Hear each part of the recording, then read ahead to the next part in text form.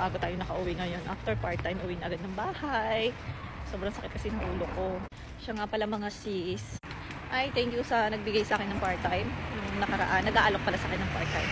Hindi naman ako pwede kasi weekdays. Pero, super thank you sa inyo na nagtitiwala sa akin kahit hindi nyo pa ako kilala or hindi nyo pa ako nakakasama. At maraming salamat po sa mga nagpa-follow sa akin na nandito sa Greece or kahit nasaan man kayo. And yun, nare-recognize na nila ako minsan sa daan, ganyan pag may nakikita ko mga kababayan natin. Maraming salamat. And then sinasabi nila sa akin na, uy, naka-follow ako sa'yo. It means a lot to me, mga mi. Ayun, so super thank you sa inyong lahat. At doon sa mga hindi naka-follow na nanonood pa rin naman ng video ko, maraming salamat pa rin sa inyo. Ang pag-follow naman, hindi naman yan sa pilitan eh. Kasi ipapollow ka naman ng tao kung talaga nagustuhan nila yung vlog mo. Alangan naman pilitin natin yung mga tao na i-follow ka kung hindi naman nila hilig yung ginagawa mong video, kung hindi sila mahilig manood ng ganon, diba? Anyway, back to the topic tayo sa part-time. May gusto lang ako i-share sa inyo mga mi. Anyway, hindi pala ako nakapagpakilala sa inyo. Kung nga po pala, kung bago ka pa lang sa aking video at hindi mo pa ako kilala, kung nga po pala si Marie Chris, isang OFW at dakilang duwende na pakalat-kalat dito sa Greece. Ayun mga mi, may mga nanghihingi din kasi sa akin ng part-time. Pero, hindi ko maibigay sa inyo kasi minsan yung mga nag-aalok sa akin, kapag sinasabi ko sa kanila na, ay may kilala akong ganito, ganyan. So, tatanungin nila sa akin na, kilala mo ba talaga yon? Nag-aalala kasi sila na baka masira yung pangalan nila doon sa naghahanap ng part-timer. Based sa karanasan ko, tama lang naman yun na mag-alala sila kung talagang kilala natin yung taong pagbibigyan natin ng part-time. So, willing naman tayong lahat na tumulong sa kapwa. Pero kasi minsan may nangyayari na natutulungan tayong tao. I mean, hindi ako nag-expect ng kapalit na pera, ganyan, regalo, or anything. Bilang isang nakakapag-refer sa employer or nakakapagbigay ng trabaho, minsan is nakakahiya kapag yung employer is bigla na lang iniiwanan. For example, nagbigay ako ng isang part-time dun sa kababayan natin. Halimbawa, nakapagbigay ako kay Maria ng part-time. Tapos, itong si Maria, nag-commit na siya dun sa employer na, sige po, dadating ako. And then, itong sa employer naman, syempre, inaasahan na siya na dadating. And the last minute, magka-cancel si part-timer. So, ngayon, ang babalikan ng amo is yung nag-refer.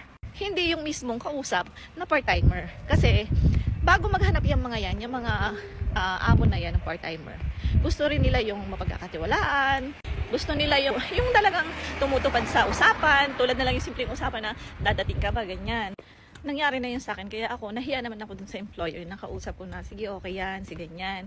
And then last minute, nag-cancel siya. Siyempre ako yung parang napahiya. And hindi ko naman pinapangunahan yung mga sarili nyo. Kasi hindi ko rin naman alam minsan, tulad ng iba naman na bigla na lang na umaalis, ganyan, hindi nagpapaalam sa pinagtatrabahuhan nila na, ay, ayaw ko na mag-part-time sa'yo, ganyan. Kung ano man yung problema sa amo, kung hindi nyo masabi doon sa pinagpa-part-time nyo, kung ano yung problema, pwede nyo i-concern doon sa nagbigay sa inyo ng part-time. Ayaw ko makita yung aking noo. Ang lapad. Naglalakad ako, nakakuha ako sa basurahan. May nakita ko sa basurahan, ang ganda pa ng jacket, mga mi. Oh, oh. Ayan, oh. O, issue pa yan. Pero ganito. Hindi man ako nagsusuot ng ganito. Nakita ko dito, oh.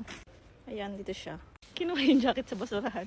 Diyan yan nilalagay sa labas. Hindi naman sa totaling basurahan. So, lalabahan lang yan. Tapos pakuluan.